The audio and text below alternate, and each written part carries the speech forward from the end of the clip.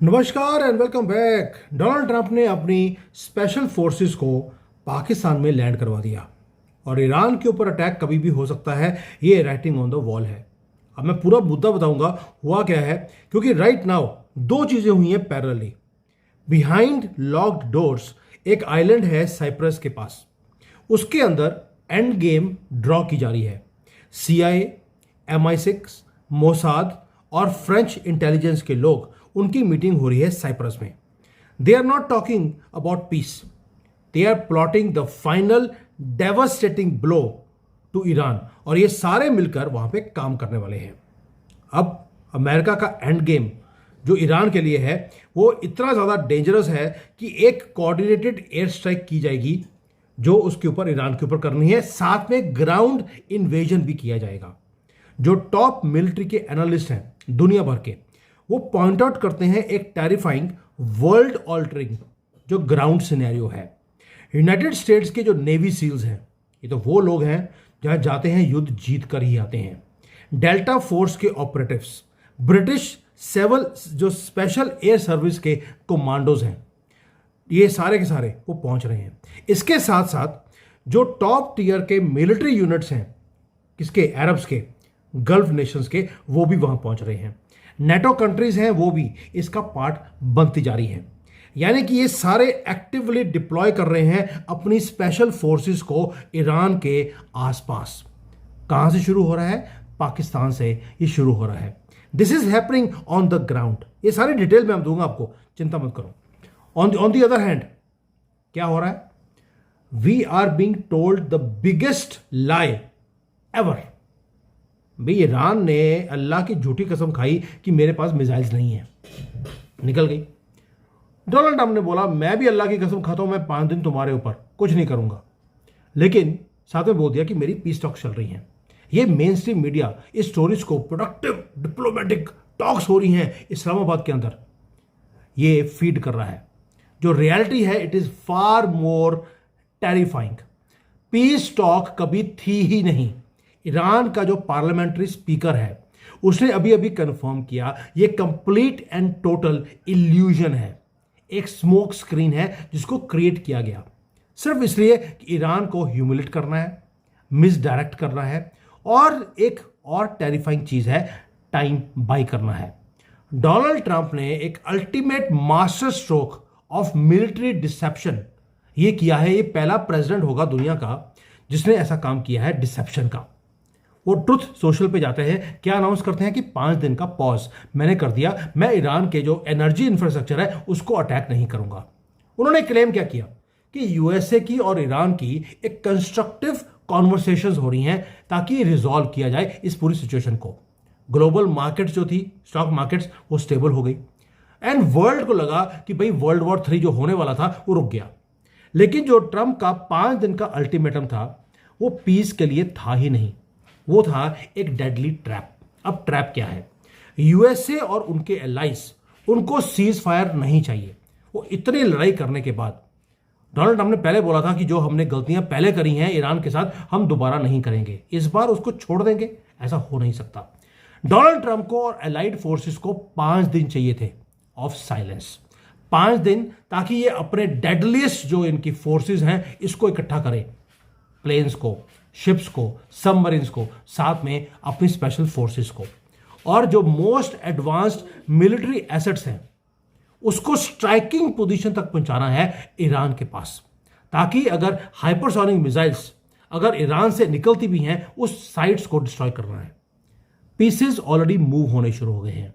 UK ने quietly USA को allow कर दिया कि यूके का एक साइप्रस में एक मिलिट्री बेस है, यूएसए को बोल दिया तुम यूज कर लो ताकि तुम वहां से कोऑर्डिनेटेड वे से स्ट्राइक कर सकते हो।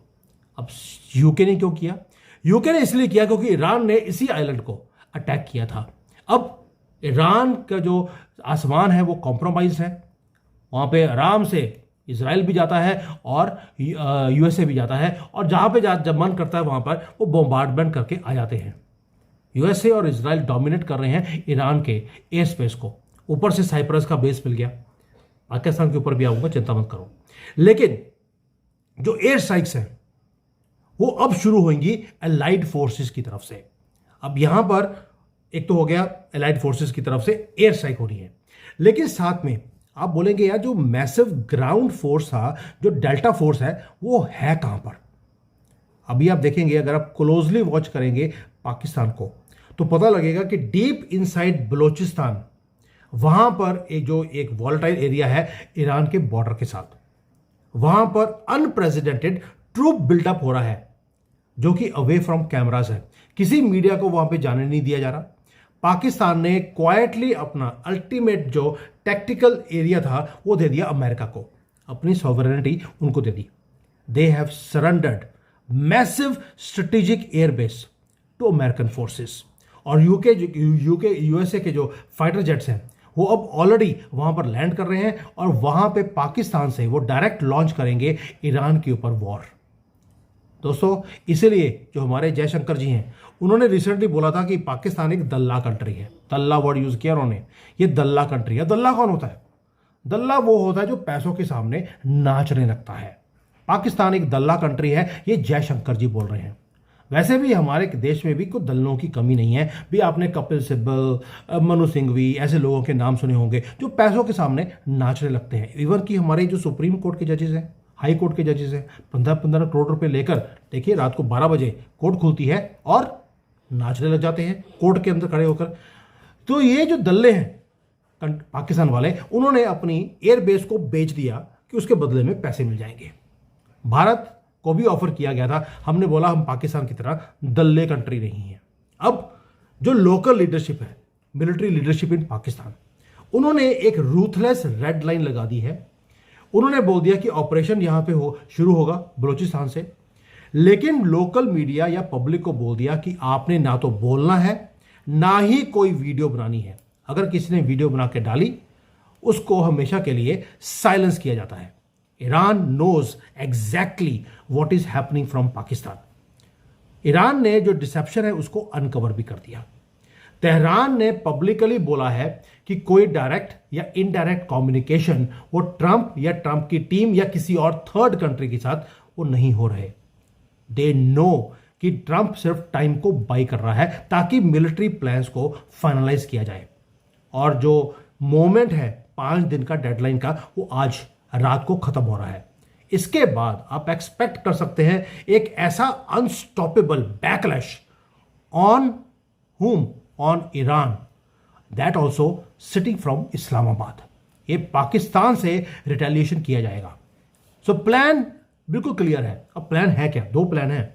पहला प्लान ये है कि हैवी रिलेंटलेस बॉम्बिंग की जाएगी एयर स्पेस से और थाउजेंड्स ऑफ एलीट कमांडोज को डायरेक्टली भेजा जाएगा तेहरान में, लैंड करवाया जाएगा।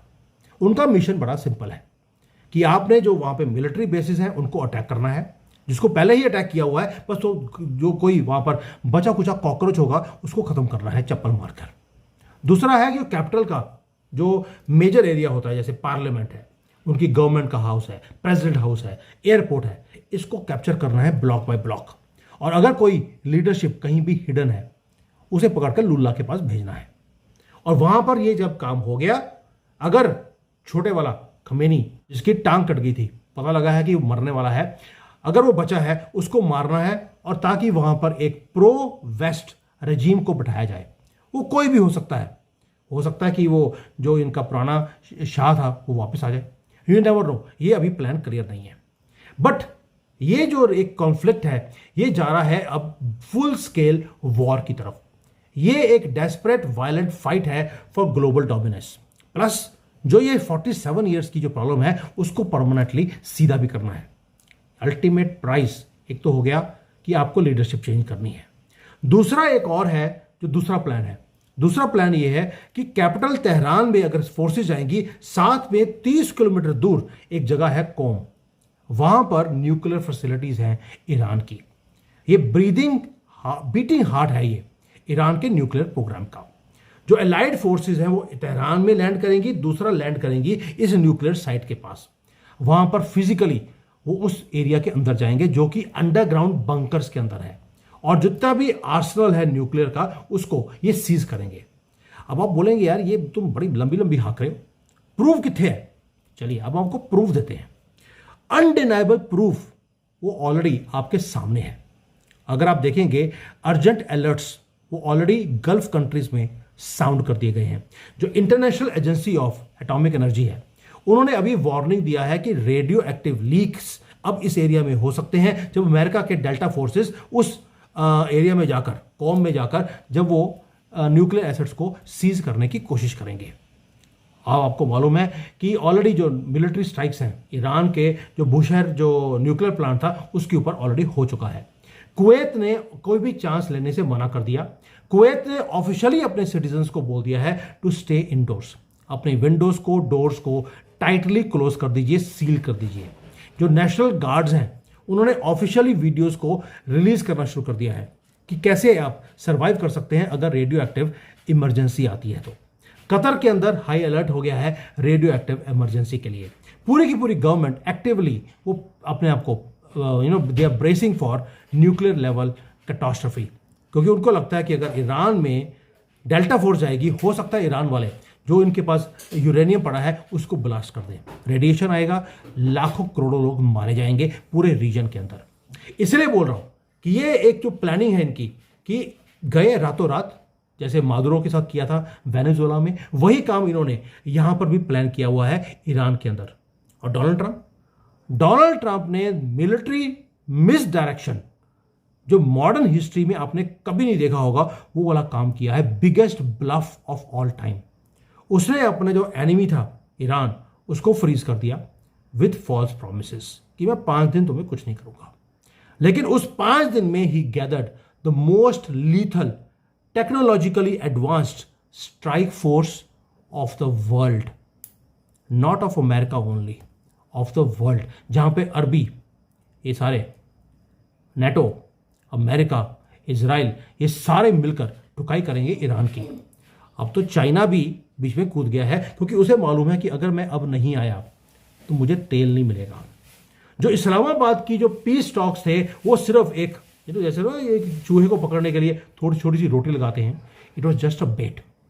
5 डे का pause was just a calm before the storm. वो कहते हैं शांति थी तूफान से पहले की, वो बोला था। और इस्लामाबाद को पप्पू बनाया गया इस सारे केस में। और पप्पू इसलिए बोल रहा हूं, एक तो यह कि पूरे दुनिया को पाकिस्तान ने बोला हम तो जी पीस मेकर हैं, terrorist country of the world अपने आप को पीस मेकर बोलना शुरू कर दिया। सारे पाकिस्तानी खुश हो गए कि भैया देखो अब तो हम सुपर पावर बनने वाले हैं। ये पाकिस्तानी बोल रहा है कि हम सुपर पावर बन गए। चलिए, भिखारी भी सुपर पावर हो सकते हैं, मुझे पहली बार पता लगा। दूसरी बात, इस्लामाबाद से एयर बेसिस चाहिए थी, वो ले ली अमेरिका ने, वहां पर स्टेशन कर दिए अपने पूरे के पूरे फोर्सेस को। उनके बूट पॉलिश कर रहे हैं आसिम मुनीर बैठकर, क्योंकि भैया पैसा मिलना है। और मुसलमान को पैसा मिल जाए, बूट पॉलिश, वो कहता कुछ और भी लिख करवाना है वो लिख कर देगा। जूतों की बात कर रहा हूं। अब clock is ticking right now. जो सैंड है वो ऑलरेडी मूव करनी शुरू हो गई है ईरान के अंदर। ये 5 दिन तो आज खत्म होने वाले हैं। और जो ये फ्रेजाइल इल्यूजन था कि शांति आने वाली है, वर्ल्ड वॉर 3 नहीं होगा, वो शटर होने वाली है इनटू मिलियंस ऑफ पीसेस। वो आज होगा, कल होगा, परसों होगा, ये डोनाल्ड ट्रंप जानता है। लेकिन मिडल ईस्ट का जो आसमान है वो लाल रंग से भरने वाला है। ये राइटिंग ऑन द वॉल है। बोर्ड सेट हो चुका है, सारे पीसेस मूव हो रहे हैं इस वक्त at this moment. Please prepare yourself, brace yourself, क्योंकि इंपैक्ट बड़ा होने वाला है। And the real war is now going to start. अभी तक तो सिर्फ खेल चल रहा था, पिंग पोंग चल रही थी। युद्ध अब होगा। ये ईरान को भी मालूम है और ये दुनिया को भी मालूम है। बस इंडियन मीडिया को पता नहीं क्यों नहीं मालूम होता। उनको अभी भी यही है कि ईरान जीत रहा है, अमेरिका और इजराइल हार रहे हैं।